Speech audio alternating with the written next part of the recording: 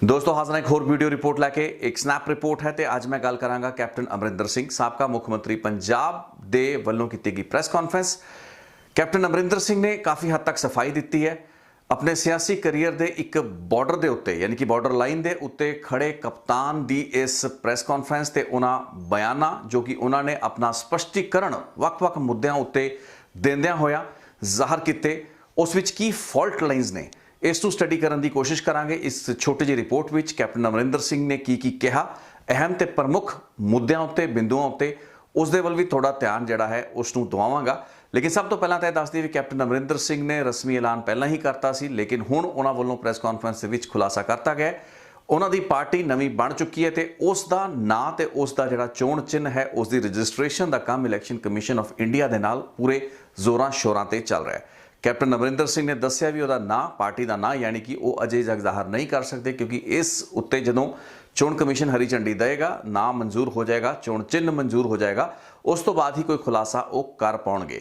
मुढ़ले तौर पर इस प्रैस कॉन्फ्रेंस को कैप्टन अमरिंदर सिंह ने इसलिए बुलाया सी ताकि वो देश की या पंजाब की सुरक्षा या सरहदों पार के खतरे जिस उत्ते पहला भी वो अपने बयानों ते ट्वीट्स के जरिए अपनी राह रखते आ रहे हैगे ने उस उत्ते होर क्लैरीफाई कर सकन। इस प्रैस कॉन्फ्रेंस के कैप्टन अमरिंदर सिंह नूं खुद नूं जस्टिफाई करदਿਆਂ होया देखा गया बॉर्डर सुरक्षा फोर्स का दायरा 15 तो 50 किलोमीटर वधाए जाने के फैसले की हिमायत के कैप्टन नूं नितरते हुए देखा गया। इस दे नाल ही बेअदबी बरगाड़ी बैबल कलां ते कोटकपुरा मुद्दों उत्ते उन्हां दी गलबात की गई ते अपनी पार्टी ते उसनूं किहड़े लोकां वल्लों समर्थन दिता जाना है इस उत्ते कैप्टन अमरिंदर सिंह ने अपने जिहड़े पत्ते सी उन्हां नूं खोलण तो साफ तौर पर इनकार कर दिता। लेकिन आपां इस प्रैस कॉन्फ्रेंस क्योंकि कैप्टन अमरिंदर सिंह के इन्हां बयानों के विच ही वो पूरी की पूरी सोच भी छुपी है वो पूरा का पूरा फलसफा भी छुपया है जिसनों घोखण की अज थोड़ी जी लोड़ है। उस वक्त जो कि कैप्टन अमरिंदर सिंह कांग्रेस तो ऑलमोस्ट बाहर हो चुके हैं तो नवीं पार्टी बनाने के मुहारे ते खड़े ने। सो सब तो पहला नज़र पा लेने कैप्टन अमरिंदर सिंह ने अपनी सियासी तेरिया नवीं पार्टी बारे की कहा तो उस तो अगे जो बयान दिता वो बहुत ही दिलचस्प सी बाद में सुनावांगा। लेकिन कैप्टन अमरिंदर सिंह ने क्यों अपनी पार्टी का नाम हजे किसी को नहीं दस्या है उस उत्ते उन्होंने की किया उन्होंने बड़ा स्पष्ट किया सी किसानों ने कि असी किसी पॉलिटिकल पार्टी नूं असी इस अपने इस अंदोलन दे विच असी शामिल नहीं करना चाहते। सो देयरफॉर असी किसी ने भी नहीं nobody touch the farming community मैं कर रहा होम मिनिस्टर नाल क्योंकि होम मिनिस्टर दी और किसानों की गल चल रही है और उन्होंने दे टीम्स ने they are people who are working behind the scenes with home ministry they उन्होंने दे नाल किसानों दे नाल। सो ये तो कैप्टन अमरिंदर सिंह सी लेकिन हुण दिलचस्प गल ये सी भी जदों उन्हां तो ये पूछा गया भी की थोड़े नाल होर MLA या कुछ होर अजिहे साबका वजीर जिन्होंने कि वजारत चों बाहर कढ़िया गया वो इन टच ने थोड़े नाल आ सकते हैं। कैप्टन अमरिंदर सिंह ने इस उत्ते की प्रतिकरण दिता वो भी थोड़े दे नजर साने उस उत्ते कर लीए। Is there any Congress leader still in touch with you? Do you think I'm sitting here by myself? Obviously we have got very many people with us. When the time comes our party has announced we will give you a list. I can promise you one thing, we will fight all 117 seats, that I can promise you. So captain Amarinder कहते हुए नज़र आ रहे हैं भी 117 ਦੀਆਂ 17 पंजाब विधान सभा सीटां ते उन्हां दे कोल उम्मीदवार होणगे उतारन लई यानी कि एक लंबी चौड़ी रूपरेखा ते खाका उन्हां कोल तैयार है। एक माइंड गेम खेड रहे हैं कैप्टन या वाकई उन्हां कोल एक आधार तैयार है तो इस विचों किड्डा वड्डा जिहड़ा लीडरां दा ग्रुप है कांग्रेस दे विचों उन्हां दे नाल शामिल हो सकेगा इस उत्ते एक संसा बरकरार है। लेकिन इत्थे कैप्टन अमरिंदर सिंह दे उस बयान वल थोड़ा जिहा ध्यान देने की लोड़ है क्योंकि मैनू थोड़ा जा अटपटा भी लग्या तो थोड़ा जा कैप्टन अमरिंदर सिंह के म्यार के पॉलिटिशियन के हिसाब नाल एक थोड़ा जा नीवा ये रिमार्क भी सी जो उन्होंने जवाब से एक पत्रकार वालों पूछे गए सवाल के जवाब दे विच कैप्टन अमरिंदर सिंह तो तकरीबन 3 या 4 पत्रकारों ने अरूसा आलम के संबंध में सवाल पूछा तो कैप्टन अमरिंदर सिंह का सब जवाब यही सी कि अरूसा आलम नूं हुण क्यों मुद्दा उन्होंने साबका कांग्रेस के साथी या कैबिनेट के वजीर बना रहे हैं पहला 4.5 सालों में या 10 सालों के क्यों नहीं बनाया।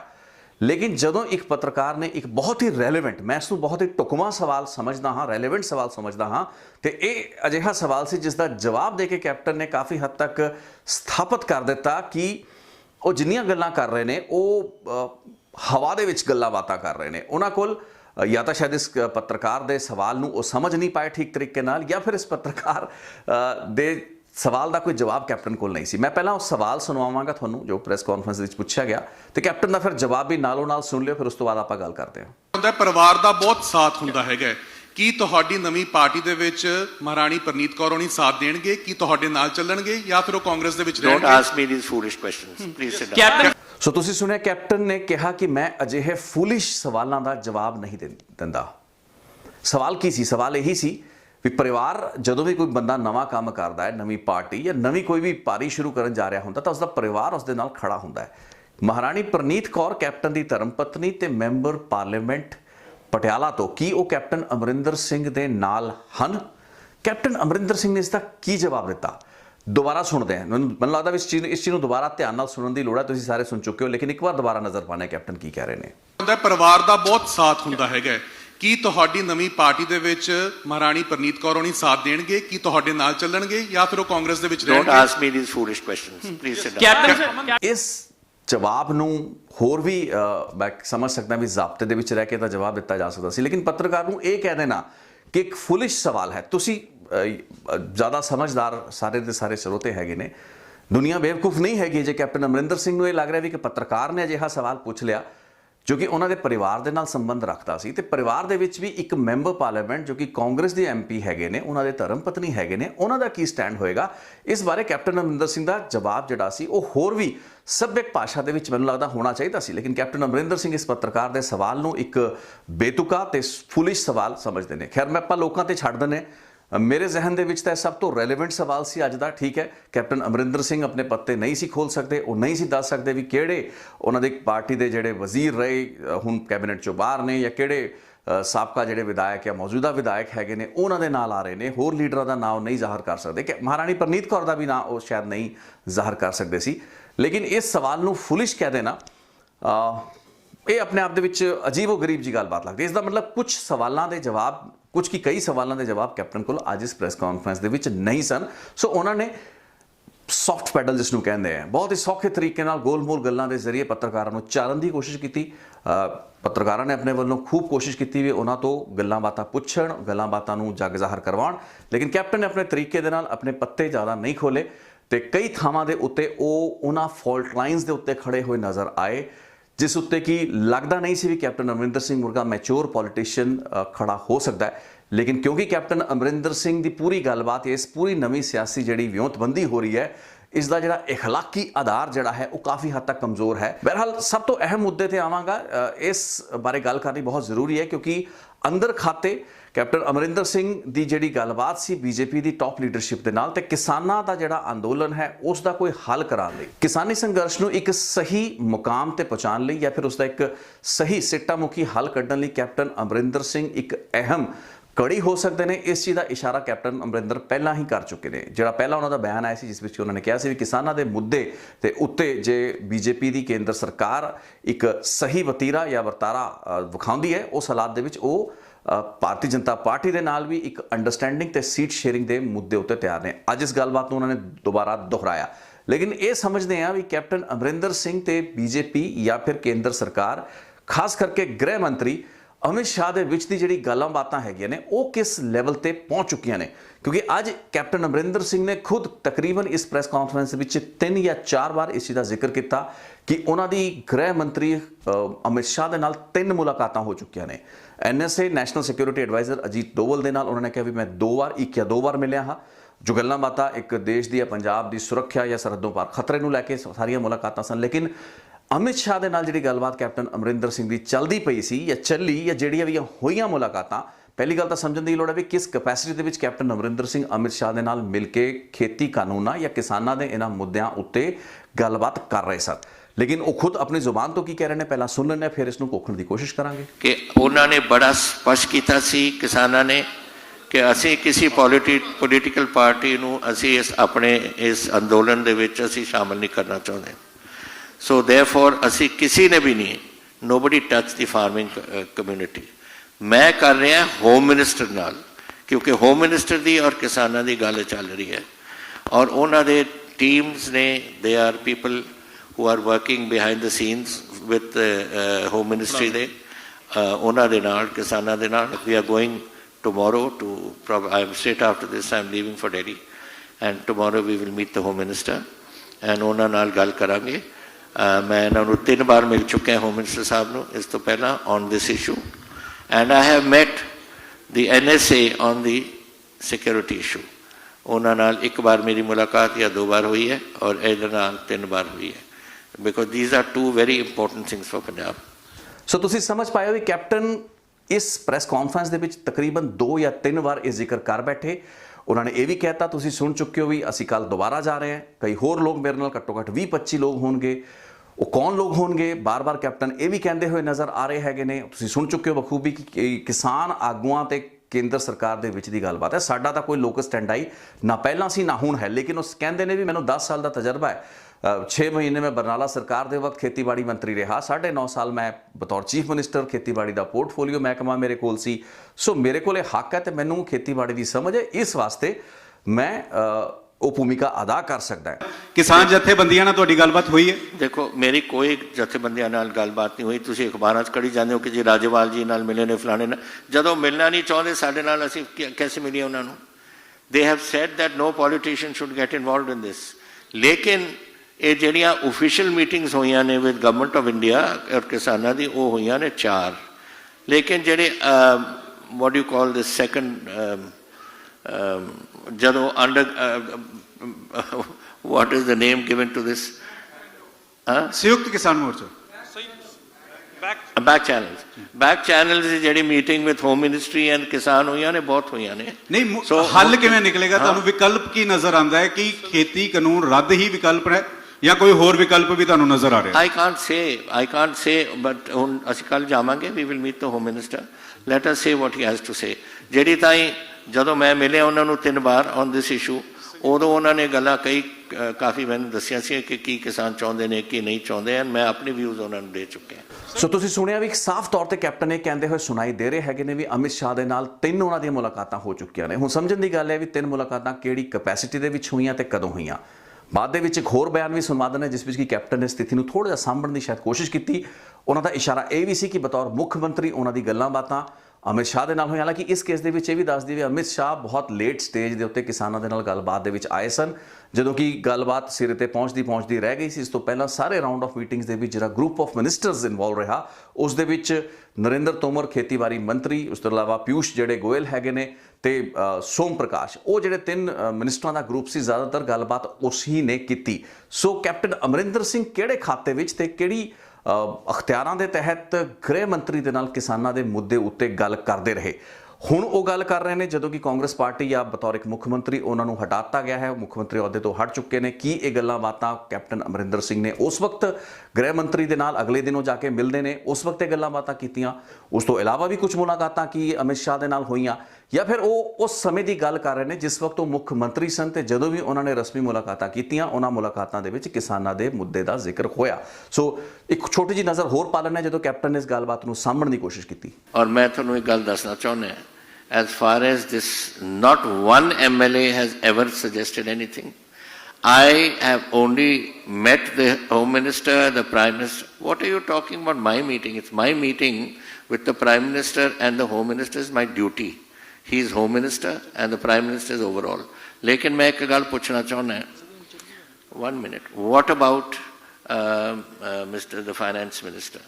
He must have met the Indian Finance Minister about 50 times in the last 4 years. What about the Food Minister?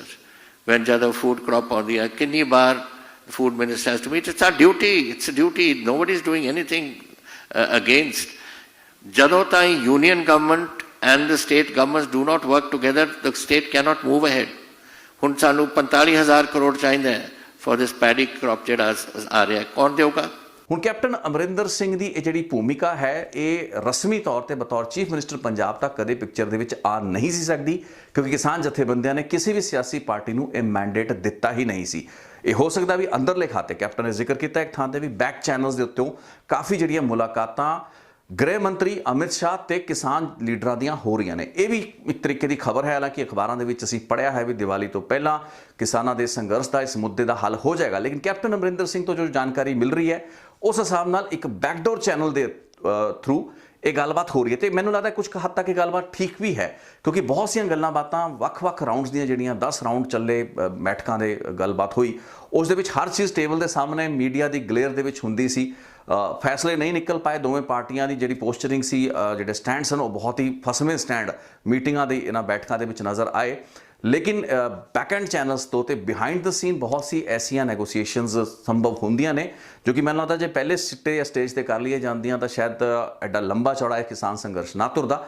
ਲੇਕਿਨ ਹੁਣ ਕੈਪਟਨ ਅਮਰਿੰਦਰ ਸਿੰਘ ਇਹ ਜਾਣਕਾਰੀ ਦੇ ਰਹੇ ਨੇ ਵੀ ਅੰਦਰ ਖਾਤੇ ਗ੍ਰਹਿ ਮੰਤਰਾਲੇ ਤੇ ਖਾਸ ਕਰਕੇ ਅਮਿਤ ਸ਼ਾਹ ਦਾ ਆਫਿਸ ਜਿਹੜਾ ਹੈ ਉਹ ਕਿਸਾਨ ਆਗੂਆਂ ਦੇ ਨਾਲ ਇਨ ਟੱਚ ਹੈ। ਕਿਸ ਹੱਦ ਤੱਕ ਇਸ ਗੱਲਬਾਤ ਨੂੰ ਵਿਸ਼ਵਾਸ ਕੀਤਾ ਜਾਏ ਇਹ ਤਸੱਲੀ ਦੇ ਨਾਲ ਮੈਂ ਨਹੀਂ ਕਹਿ ਸਕਦਾ, ਕਿਉਂਕਿ ਕੈਪਟਨ ਅਮਰਿੰਦਰ ਸਿੰਘ ਜੇ ਜਾਣੂ ਹੈਗੇ ਨੇ ਤਾਂ ਸ਼ਾਇਦ ਉਹਨਾਂ ਦੀ ਜਿਹੜੀ ਜਾਣਕਾਰੀ ਹੈ ਕਿਸਾਨ ਆਗੂਆਂ ਤੋਂ ਘੱਟ ਤੇ ਗ੍ਰਹਿ ਮੰਤਰੀ ਦੇ ਜਿਹੜੇ ਸੂਤਰ ਹੈਗੇ ਨੇ ਉਹਨਾਂ ਤੋਂ ਵੱਧ ਆ ਰਹੀਆਂ ਹੋ ਸਕਦੀਆਂ ਨੇ। ਲੇਕਿਨ ਇਸ ਪ੍ਰੈਸ ਕਾਨਫਰੰਸ ਦੇ ਵਿੱਚ ਕੈਪਟਨ ਅਮਰਿੰਦਰ ਸਿੰਘ ਨੇ ਕਈ ਗੱਲਾਂ ਬਾਤਾਂ ਕਹਿਤੀਆਂ ਜਿਸ ਤੋਂ ਕਿ ਇਸ਼ਾਰਾ ਮਿਲਦਾ ਵੀ ਆਉਣ ਵਾਲੇ ਦਿਨਾਂ ਦੇ ਵਿੱਚ ਹੋ ਸਕਦਾ ਕਿਸਾਨੀ ਅੰਦੋਲਨ ਦਾ ਜਿਹੜਾ ਹੱਲ ਹੈ ਉਹ ਛੇਤੀ ਨਿਕਲੇ। ਇਸ ਤੋਂ ਅੱਗੇ ਆਉਂਦੇ ਹਾਂ ਕੈਪਟਨ ਅਮਰਿੰਦਰ ਸਿੰਘ ਦਾ ਇੱਕ ਬਹੁਤ ਹੀ ਮਹੱਤਵਪੂਰਨ ਜਿਹੜਾ ਕਾਰਨ ਸੀ ਉਹਨਾਂ ਦੀ ਕੁਰਸੀ ਤੇ ਲੱਥਣ ਦਾ, ਮੈਂ ਕਈ ਰਿਪੋਰਟਸ ਦੇ ਵਿੱਚ ਜ਼ਿਕਰ ਕਰ ਚੁੱਕਾ ਹਾਂ।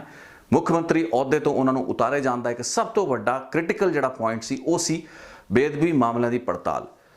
ਬੇਅਦਬੀ ਮਾਮਲਿਆਂ ਦੀ ਪੜਤਾਲ ਦੇ ਵਿੱਚ ਕੈਪਟਨ ਅਮਰਿੰਦਰ ਸਿੰਘ ਨੇ ਫਿਰ ਅੱਜ ਪੱਤਰਕਾਰਾਂ ਨੂੰ ਸੌਫਟ ਪੈਡਲ ਕਰਨ ਦੀ ਕੋਸ਼ਿਸ਼ ਕੀਤੀ, ਕਿਉਂਕਿ ਬਹੁਤ ਸੇ ਪੱਤਰਕਾਰ ਜਿਹੜੇ ਸਨ ਸਪਲੀਮੈਂਟਰੀ ਕੁਐਸਚਨ ਨਹੀਂ ਕਰ ਸਕਦੇ ਸਨ। ਉਹਦੀ ਬਾਰੀਕੀ ਦੇ ਵਿੱਚ ਪੱਤਰਕਾਰ ਸ਼ਾਇਦ ਜ਼ਿਆਦਾਤਰ ਗਏ ਵੀ ਨਹੀਂ, ਤੇ ਜੇ ਗਏ ਵੀ ਹੁੰਦੇ ਤਾਂ ਸ਼ਾਇਦ ਇਸ ਪ੍ਰੈਸ ਕਾਨਫਰੰਸ ਦੇ ਦਾਇਰੇ ਦੇ ਵਿੱਚ ਉਸ ਕਿਸਮ ਦੀ ਪ੍ਰੋਬਿੰਗ ਜਿਹੜੀ ਸੀ ਜਾਂ ਕੈਪਟਨ ਤੋਂ ਕ੍ਰਿਟੀਕਲ ਸਵਾਲ ਕਰਨੇ ਥੋੜੇ ਜਿਹੇ ਮੁਸ਼ਕਿਲ ਵੀ ਸੀ।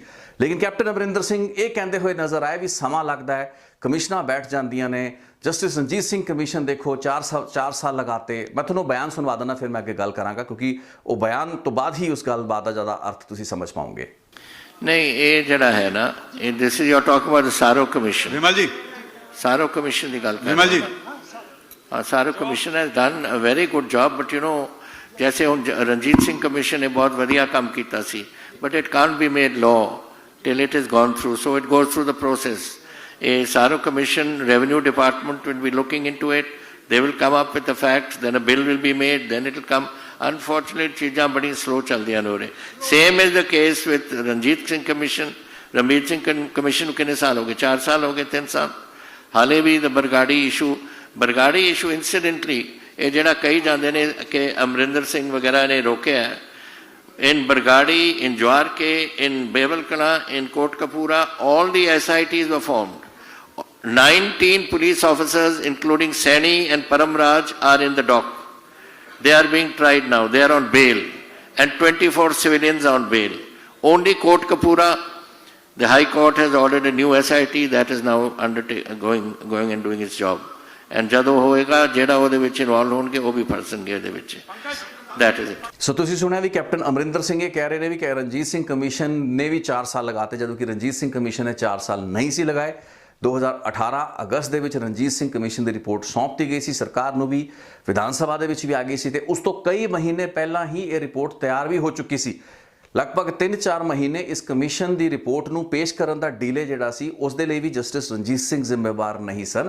ਰਿਪੋਰਟ ਤਾਂ ਬਹੁਤ ਸਮੇਂ ਦੀ ਤਿਆਰ ਸੀ ਤੇ ਉਸ ਨੂੰ ਅਗਸਤ 2018 ਦੇ ਵਿੱਚ ਹੀ ਵਿਧਾਨ ਸਭਾ ਦੇ ਵਿੱਚ ਰੱਖ ਕੇ ਉਸ ਉੱਤੇ ATR ਵੀ ਸਰਕਾਰ ਨੇ ਜਿਹੜੀ ਸੀ ਵਿਧਾਨ ਸਭਾ ਵਿੱਚ ਰੱਖਦੀ ਸੀ, ਯਾਨੀ ਕਿ ਐਕਸ਼ਨ ਟੇਕਨ ਰਿਪੋਰਟ ਵੀ।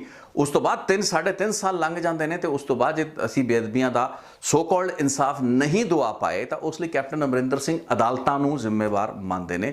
ਉਹਨਾਂ ਦਾ ਕਹਿਣਾ ਸੀ ਅਦਾਲਤਾਂ ਨੇ ਕੰਮ ਕਰਨਾ ਸੀ, ਮੈਂ ਅਦਾਲਤ ਨਹੀਂ ਹੈ, ਮੈਂ ਨਿਆਂਪਾਲਿਕਾ ਨਹੀਂ ਹੈ ਵੀ ਇਹਨਾਂ ਫੈਸਲਿਆਂ ਨੂੰ ਇੰਨੀ ਛੇਤੀ ਸੁਣਾ ਦੇਵਾਂ, ਅਦਾਲਤ ਨੇ ਆਪਣਾ ਕੰਮ ਕਰਨਾ ਹੁੰਦਾ ਹੈ। ਉਹ ਵੀ ਸੁਣ ਲੈਂਦੇ ਕੀ ਕਹਿ ਰਿਹਾ ਅਮਰਿੰਦਰ ਸਿੰਘ। ਬਰਗਾੜੀ ਵਗੈਰਾ ਦੇ ਇਸ਼ੂਜ਼ ਨੇ, they are now in court. ਇੱਕ ਵਾਰ ਕੋਰਟ 'ਚ ਆ ਜਾਏ, ਹੁਣ ਮੈਂ ਹਿੰਦੁਸਤਾਨ ਦਾ ਕਾਨੂੰਨ ਨਹੀਂ ਚਲਾਉਂਦਾ, ਉਹ ਤਾਂ ਜੱਜਸ ਨੂੰ ਚਲਾਉਣਾ ਪੈਂਦਾ ਹੈ।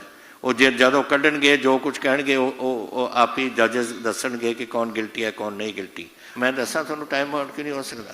ਹਾਂਜੀ, 13 ਸਾਲ ਜਦ ਮੈਂ 2007 'ਚ ਸਰਕਾਰ ਛੱਡੀ ਔਰ ਮੇਰੇ ਤੇ ਪ੍ਰਕਾਸ਼ ਸਿੰਘ ਬਾਦਲ ਨੇ ਕੇਸ ਕੀਤੇ ਸੀ, 13 ਸਾਲ ਲੱਗੇ ਨੇ ਉਹਨੂੰ। ਹੁਣ ਮੈਂ ਕਾਨੂੰਨ ਚਲਾ ਰਿਹਾ ਇਸ ਦੇਸ਼ ਦਾ। How do I know how long the ਜੱਜਸ are going to take? Captain sir, ਉਹ ਤਾਂ ਹੁਣ ਸਾਰੇ ਕੇਸਿਸ ਕੋਰਟਸ ਦੇ ਵਿੱਚ ਨੇ, ਜਦੋਂ ਕੋਰਟਸ ਆਪਣਾ ਫੈਸਲਾ ਕਰੂਗੀ ਤਾਂ ਪਤਾ ਲੱਗੂਗਾ। But unfortunately law takes it's time. ਮੈਂ ਕੁਝ ਨਹੀਂ ਕਰ ਸਕਦਾ ਕਾਨੂੰਨ ਵਾਸਤੇ। ਮੈਂ ਤਾਂ ਕਾਨੂੰਨ ਦੇ ਵਿੱਚ ਪਹੁੰਚਾ ਸਕਦਾ। Investigation can go to the courts, decision is going to be the courts. So ਤੁਸੀਂ ਸੁਣਿਆ ਵੀ ਹੁਣ ਸਾਰੀ ਗੱਲਾਂ ਬਾਤਾਂ ਅਦਾਲਤਾਂ ਦੇ ਉੱਤੇ ਆ ਜਾਂਦੀਆਂ ਨੇ। ਤੁਸੀਂ ਇਸ ਵੀਡੀਓ ਦੇ ਵਿੱਚ ਇੱਕ ਚੀਜ਼ ਧਿਆਨ ਨਾਲ ਸੁਣੀ ਹੋਏਗੀ, ਕੈਪਟਨ ਅਮਰਿੰਦਰ ਸਿੰਘ ਨੇ ਆਪਣੇ ਬਾਰੇ ਕੀ ਕਿਹਾ।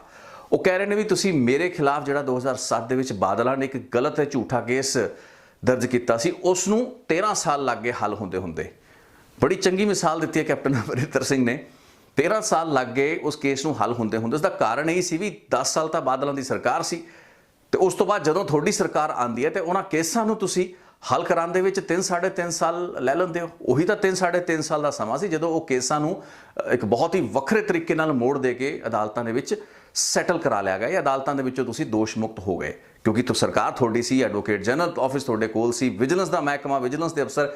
ਮੇਰੀਆਂ ਇੱਕ ਰਿਪੋਰਟਸ ਇਸ ਚੈਨਲ ਦੇ ਉੱਤੇ ਅਵੇਲੇਬਲ ਹੈਗੀਆਂ ਨੇ, ਕਿਸ ਤਰੀਕੇ ਨਾਲ ਬਾਦਲਾਂ ਨੇ ਆਪਣੇ ਕੇਸ ਸੂਤ ਕਰਾਏ ਤੇ ਕਿਸ ਤਰੀਕੇ ਨਾਲ ਕੈਪਟਨ ਅਮਰਿੰਦਰ ਨੇ ਸੂਤ ਕਰਾਏ। ਲੇਕਿਨ ਇਸ ਮਿਸਾਲ ਨੂੰ ਦੇਣ ਦੀ ਲੋੜ ਕੀ ਸੀ? ਉਹ ਕਹਿ ਰਹੇ ਨੇ 13 ਸਾਲ ਲੱਗ ਗਏ ਤੇ ਅਦਾਲਤਾਂ ਦੇ ਵਿੱਚ ਜਿਹੜਾ ਕੰਮ ਹੈ ਉਹ ਬਹੁਤ ਢਿੱਲਾ ਚੱਲਦਾ। ਅਸੀਂ ਤਾਂ ਸਾਰੇ ਅਫਸਰਾਂ ਨੂੰ ਬੁੱਕ ਕਰ ਲਿਆ, ਸੁਮੇਧ ਸਿੰਘ ਸੈਣੀ ਸਮੇਤ 19 ਅਫਸਰ ਜਿਹੜੇ ਹੈਗੇ ਨੇ ਇਸ ਵਕਤ ਉਹ ਜ਼ਮਾਨਤਾਂ ਦੇ ਬਾਹਰ ਹੈਗੇ ਨੇ। ਸੋ ਸਾਡੇ ਵੱਲੋਂ ਕੋਈ ਡੀਲੇ ਨਹੀਂ, ਡੀਲੇ ਤਾਂ ਅਦਾਲਤਾਂ ਕਰ ਰਹੀਆਂ ਨੇ। ਤੇ ਅਦਾਲਤਾਂ ਦੇ ਵਿੱਚ ਲੜਾਈ ਕਿਸਨੇ ਕਰਨੀ ਹੈ? ਵਕੀਲ ਕਿਸਨੇ ਕਰ ਰਹੇ ਨੇ? ਸਰਕਾਰਾਂ ਨੇ ਕਰਨੇ ਨੇ। ਸੋ ਹੈਰਾਨੀ ਦੀ ਗੱਲ ਸੀ ਵੀ ਉਸ ਬੇਅਦਬੀ ਦੇ ਮੁੱਦੇ ਉੱਤੇ ਜਿਸ ਉੱਤੇ ਇਹ ਸਰਕਾਰ ਕੈਪਟਨ ਅਮਰਿੰਦਰ ਸਿੰਘ ਦੀ 2017 ਵਿੱਚ ਬਣਦੀ ਹੈ, ਉਸ ਵਕਤ ਜਦੋਂ ਲੋਕਾਂ ਨੂੰ ਇਹ ਕਿਹਾ ਜਾਂਦਾ ਵੀ ਬੇਅਦਬੀ ਦਾ ਇਨਸਾਫ ਦਿਵਾਇਆ ਜਾਏਗਾ, ਕਿ ਉਸ ਵਕਤ ਇਹ ਚੀਜ਼ਾਂ ਦਾ ਧਿਆਨ ਨਹੀਂ ਸੀ ਰੱਖਿਆ ਜਾਂਦਾ। ਉਸ ਵਕਤ ਇਹ ਨਹੀਂ ਸੀ ਪਤਾ ਵੀ ਕਾਨੂੰਨੀ ਪ੍ਰਕਿਰਿਆ ਕੀ ਹੁੰਦੀ ਹੈ। ਉਸ ਵਕਤ ਕੀ ਇਹ ਗੱਲਾਂ ਬਾਤਾਂ ਜ਼ਿਹਨ ਦੇ ਵਿੱਚ ਨਹੀਂ ਸਨ ਵੀ ਅਦਾਲਤ ਦਾ ਕੰਮ ਆਪਣਾ ਹੈ, ਇਹਨਾਂ ਨੇ ਤਾਂ ਪੁਲਿਸ ਦੀ ਤਫਤੀਸ਼ ਕਰਨਾ ਹੈ। ਉਸ ਵਕਤ ਇਹ ਕਿਉਂ ਨਹੀਂ ਕਿਹਾ ਗਿਆ ਵੀ ਅਸੀਂ ਤਫਤੀਸ਼ ਕਰਾਂਗੇ ਤੇ ਜੇ ਬਾਦਲ ਦੋਸ਼ੀ ਨਿਕਲੇ ਤਾਂ ਉਹਨਾਂ ਨੂੰ ਸਜ਼ਾ ਦਿੱਤੀ ਜਾਊਗੀ? ਉਸ ਵਕਤ ਤਾਂ ਇਹੀ ਕਿਹਾ ਸੀ ਵੀ ਬਾਦਲਾਂ ਨੂੰ ਚੱਕ ਕੇ ਅੰਦਰ ਪਾਵਾਂਗੇ, ਦੋਸ਼ੀਆਂ ਨੂੰ ਸਜ਼ਾ ਮਿਲੂਗੀ। ਸੋ ਅੱਜ ਜਿਹੜੀ ਸ਼ਬਦ ਵੀ ਬਦਲ ਜਾਂਦੇ ਨੇ, ਆਪਣੀ ਸਹੂਲਤ ਦੇ ਹਿਸਾਬ ਨਾਲ ਆਪਣਾ ਡਿਸਕੋਰਸ ਵੀ ਬਦਲ ਜਾਂਦਾ ਹੈ, ਉਸ ਦੇ ਅਰਥ ਵੀ ਆਪਣੇ ਤਰੀਕੇ ਨਾਲ ਬਣਾ ਲਏ ਜਾਂਦੇ ਨੇ। ਬਹੁਤ ਇੱਕ ਹਾਸੋਹੀਣੀ ਜੀ ਗੱਲਬਾਤ ਹੈ ਜਦੋਂ ਅਸੀਂ ਇਸ ਸਟੇਚਰ ਦੇ ਜਿਹੜੇ ਲੀਡਰ ਹੈਗੇ ਨੇ, ਜਦੋਂ ਉਹ ਆਪਣੀ ਪੂਰੀ ਭੂਮਿਕਾ ਨੂੰ ਜਸਟੀਫਾਈ ਕਰਨ ਦੀ ਗੱਲ ਕਰਦੇ ਨੇ। ਖੈਰ, ਮੈਂ ਕੈਪਟਨ ਅਮਰਿੰਦਰ ਸਿੰਘ ਨੂੰ ਜੇ ਆਪਾਂ ਬੇਅਦਬੀ ਦੇ ਕੇਸਾਂ ਦੇ ਸੰਦਰਭ ਵਿੱਚ ਵੇਖੀਏ, ਉਹ ਜੋ ਗੱਲ ਕਹਿ ਰਹੇ ਨੇ ਉਹ ਗੱਲ ਦੇ ਵਿੱਚ ਇੱਕ ਪਾਰਟ ਉਹਦਾ ਦੁਰਸਤ ਇਹ ਹੈ ਕਿ ਅਦਾਲਤਾਂ ਨੇ ਕੰਮ ਕਰਨਾ ਹੈ, ਸਜ਼ਾਵਾਂ ਅਦਾਲਤਾਂ ਨੇ ਦੇਣੀਆਂ ਨੇ। ਲੇਕਿਨ ਜਿਹੜਾ ਦੂਸਰਾ ਪਾਰਟ ਹੈ ਜੋ ਕਹਿ ਰਹੇ ਨੇ ਵੀ ਸਾਡੇ ਤੋਂ ਹੀ ਜ਼ਿਆਦਾ ਚੌੜ ਦੇ ਵਿੱਚ ਜਾਂ ਹਵਾ ਦੇ ਵਿੱਚ ਜਿਹੜੀ ਗੱਲਾਂ ਬਾਤਾਂ ਤੇ ਵਾਅਦੇ ਵੱਡੇ ਵਧਾ ਚੜਾ ਕੇ ਅਸੀਂ ਕਰਤੇ ਸੀ, ਅਸੀਂ ਜ਼ਰੂਰਤ ਤੋਂ ਜ਼ਿਆਦਾ ਲੋਕਾਂ ਨੂੰ ਜਿਹੜੇ ਸਬਜ਼ ਬਾਗ ਦਿਖਾਤੇ ਸੀ, ਤੇ ਉਹ ਤਾਂ ਪੂਰੇ ਹੋ ਹੀ ਨਹੀਂ ਸਕਦੇ ਕਿਉਂਕਿ ਅਦਾਲਤਾਂ ਥੋੜ੍ਹਾ ਨਾ ਸਾਡੇ ਹਿਸਾਬ ਨਾਲ ਤੁਰਦੀਆਂ ਨੇ। ਤੇ ਇਹੀ ਕੁਛ ਤਾਂ ਹੋ ਰਿਹਾ ਹਾਈ ਕੋਰਟਾਂ ਦੇ ਵਿੱਚ, ਜਦੋਂ ਸੁਮੇਧ ਸਿੰਘ ਸੈਣੀ ਨੂੰ ਦੀ ਗ੍ਰਿਫਤਾਰੀ ਤੋਂ ਤੁਹਾਨੂੰ ਜਿਹੜੀ ਛੋਟ ਦਿੱਤੀ ਜਾਂਦੀ ਹੈ, ਬੇਲ ਦਿੱਤੀ ਜਾਂਦੀ ਹੈ, ਇੱਕ ਬਲੈਂਕਟ ਬੇਲ ਦੇ ਦਿੱਤੀ ਜਾਂਦੀ ਹੈ, ਉਸ ਵਿੱਚ ਇਹੀ ਤਾਂ ਕਿਹਾ ਜਾਂਦਾ ਹੈ ਵੀ ਫਰਵਰੀ 2022 ਤੱਕ ਜਦ ਤੱਕ ਮੌਜੂਦਾ ਸਰਕਾਰ ਹੈ, ਕਾਂਗਰਸ ਕੈਪਟਨ ਅਮਰਿੰਦਰ ਸਿੰਘ ਸਰਕਾਰ ਹੈ, ਤਦ ਤੱਕ ਤੁਸੀਂ ਸੁਮੇਧ ਸਿੰਘ ਸੈਣੀ ਨੂੰ ਹੱਥ ਨਾ ਲਾਓ। ਸੋ ਸਾਰੀਆਂ ਗੱਲਾਂ ਬਾਤਾਂ ਅਦਾਲਤ ਨੇ ਜੇ ਇਸ ਤਰੀਕੇ ਨਾਲ ਵੇਖਣੀਆਂ ਹੁੰਦੀਆਂ ਨੇ ਤਾਂ ਫਿਰ ਲੋਕਾਂ ਨੂੰ ਘੱਟੋ ਘੱਟ ਗੁੰਮਰਾਹ ਸਿਆਸੀ ਪਾਰਟੀਆਂ ਨਾ ਕਰਨ। ਚਲੋ ਪਿੱਛੇ ਕਰਦੀਆਂ ਰਹੀਆਂ, ਲੇਕਿਨ ਆਉਣ ਵਾਲੇ ਸਮਿਆਂ ਦੇ ਵਿੱਚ ਨਾ ਕਰਨ, ਤੇ ਆਉਣ ਵਾਲੇ ਸਮਿਆਂ ਦੇ ਵਿੱਚ ਵਾਅਦੇ ਉਹੀ ਕਰਨਾ ਜੋ ਕਿ ਪੂਰੇ ਕਰ ਸਕੋ। ਕਿਸੇ ਨੇ ਤੁਹਾਡੇ ਗਲ 'ਚ ਗੂਠਾ ਨਹੀਂ ਦਿੱਤਾ ਸੀ ਵੀ ਤੁਸੀਂ ਬਾਦਲਾਂ ਨੂੰ ਅੰਦਰ ਚੱਕੋ, ਬੇਅਦਬੀ ਦੇ ਕੇਸਿਸ ਦੇ ਵਿੱਚ ਬਾਦਲਾਂ ਨੂੰ ਭੰਡੋ, ਜਾਂ ਫਿਰ ਉਹਨਾਂ ਦੇ ਖਿਲਾਫ 7-7 8-8 ਘੰਟੇ ਵਿਧਾਨ ਸਭਾ ਦੇ ਸੈਸ਼ਨ ਕਰਾ ਕੇ ਭੰਡੋ, ਤੇ ਉਸ ਤੋਂ ਬਾਅਦ ਫਿਰ ਤੁਸੀਂ ਕੁਝ ਅਦਾਲਤਾਂ ਹੁਣ ਆਪਣਾ ਕੰਮ ਕਰਨ ਦੇ ਵਿੱਚ ਦੇਰੀ ਕਰ ਰਹੀਆਂ ਨੇ। ਇਹ ਤੁਹਾਡਾ ਆਪਣਾ ਫੈਸਲਾ ਸੀ, ਤੁਹਾਡੇ ਆਪਣੇ ਪੋਲੀਟੀਕਲ ਡਿਸੀਜਨ ਸੀ, ਤੁਹਾਡੇ ਆਪਣੇ ਕੀਤੇ ਹੋਏ ਵਾਅਦੇ ਸੀ, ਤੇ ਅੱਜ ਐਡੇ ਸੌਖੇ ਤਰੀਕੇ ਨਾਲ ਇਹਨਾਂ ਨੂੰ ਸੌਫਟ ਪੈਡਲ ਹੁੰਦਾ ਹੋਇਆ ਅਸੀਂ ਵੇਖ ਰਹੇ ਹਾਂ। ਸੋ ਬੜੀਆਂ ਫਾਲਟ ਲਾਈਨ ਸੀਗੀਆਂ ਇਸ ਸਨੈਪ ਰਿਪੋਰਟ ਦੇ ਦਾਇਰੇ ਦੇ ਵਿੱਚ। ਇੰਨਾ ਹੀ ਅੱਜ ਮੈਂ ਇਹਨਾਂ 3 ਨੁਕਤਿਆਂ ਦੇ ਉੱਤੇ ਹੀ ਗੱਲ ਕਰਨਾ ਚਾਹੁੰਦਾ ਸੀ। ਕੈਪਟਨ ਅਮਰਿੰਦਰ ਸਿੰਘ ਦੀ ਆਪਣੀ ਬਣਨ ਵਾਲੀ ਪਾਰਟੀ, ਜਿਸ ਦਾ ਨਾਂ ਤੇ ਹਲੇ ਇਲੈਕਸ਼ਨ ਸਿੰਬਲ ਅਲਾਟ ਨਹੀਂ ਹੋਇਆ, ਬੇਅਦਬੀਆਂ ਦਾ ਇਹ ਬਹੁਤ ਵੱਡਾ ਮੁੱਦਾ, ਤੇ ਕਿਸਾਨਾਂ ਦੇ ਸੰਘਰਸ਼ ਉੱਤੇ ਜਿਹੜੀ ਅੰਦਰ ਦੇ ਖਾਤੇ ਕਨਫੈਬੂਲੇਸ਼ਨਸ ਚੱਲਦੀਆਂ ਪਈਆਂ ਨੇ, ਗੱਲਬਾਤ ਚੱਲਦੀ ਪਈ ਹੈ। ਇਹ 3 ਅਹਿਮ ਨੁਕਤੇ ਸੀ ਜਿਨ੍ਹਾਂ ਨੂੰ ਮੈਂ ਅੱਜ ਇਸ ਸਨੈਪ ਰਿਪੋਰਟ ਵਿੱਚ ਡਿਸਕਸ ਕੀਤਾ। ਬਹੁਤ ਬਹੁਤ ਧੰਨਵਾਦ ਇਸ ਰਿਪੋਰਟ ਨੂੰ ਵੇਖਣ ਲਈ। ਇੱਕ ਹੋਰ ਰਿਪੋਰਟ ਲੈ ਕੇ ਛੇਤੀ ਹਾਜ਼ਰ ਹੋਵਾਂਗਾ। ਰਿਤੇਸ਼ ਲੱਖੀ ਅਨਪਲੱਗਡ ਤੇ।